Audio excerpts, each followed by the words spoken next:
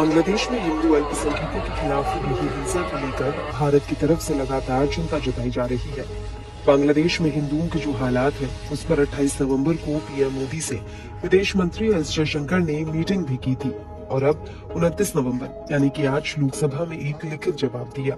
लिखित जवाब में जयशंकर ने बताया कि बांग्लादेश में हिंदुओं पर हमले को केंद्र सरकार ने गंभीरता से लिया है और बांग्लादेश सरकार से अपनी चिंताओं को साझा किया है। बांग्लादेश में अल्पसंख्यकों की सुरक्षा की प्राथमिक जिम्मेदारी बांग्लादेश सरकार की है। भारतीय उच्चायुक्त बांग्लादेश में अल्पसंख्यक हिंदुओं के मसले पर करीब से नजर रख रहा है।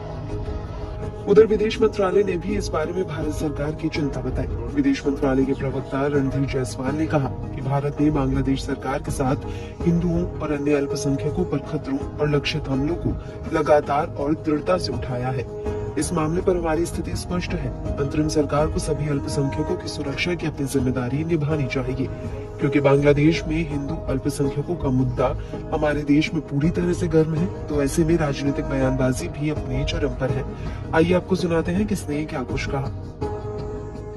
जिस तरह से दुर्दशा वहाँ पे साधुओं की, संतों की हो रही है, ये हमारे लिए बहुत ही चिंताजनक है।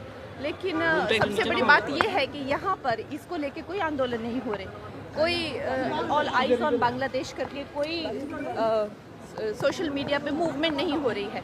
तो ये भी चीज़ें जो है चिंताजनक है। मैडम, जो प्राइम मिनिस्टर है वही बांग्लादेश का, उनको पीस के लिए, शांति के लिए नोबेल प्राइज मिला जी। और देखिए, वो जब से आए हैं सत्ता में, वो कितनी अशांति फैलाए हुए हैं। हम तो यही कह सकते हैं इस मुश्किल के टाइम पे बांग्लादेशियों के साथ में कि हम हैं, और जो हिंदू वहाँ पे हैं उनके साथ में हम पूरी तरीके से हैं। और जय श्री राम, और उसके सिवाय हम कह सकते हैं कि श्री कृष्ण जो है उनकी मेरी कमेटी में भी अभी इस विषय पे चर्चा होगी। 11 तारीख को हमने बुलाए हैं बांग्लादेश के बारे में सब कुछ समझाने के लिए। लेकिन अब ये भी जानना चाहिए कि एक अलग देश है, हमारे देश में थोड़ी है।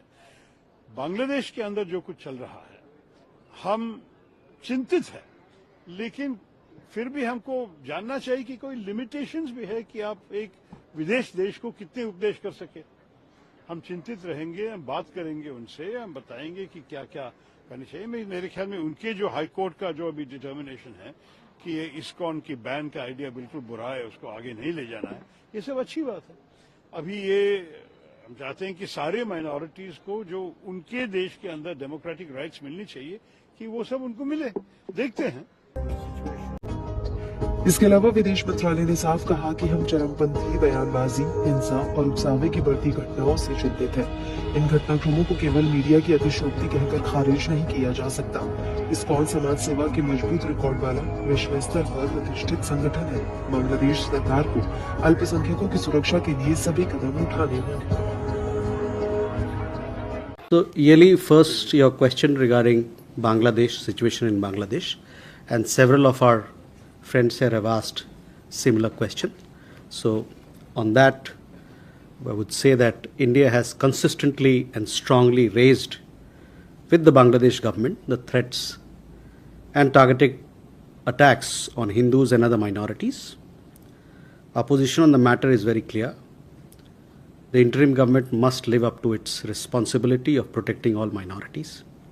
We are concerned at the surge of extremist rhetoric, increasing incidents of violence and provocation. These developments cannot be dismissed only as media exaggerations. We once again call upon Bangladesh to take all steps for the protection of minorities.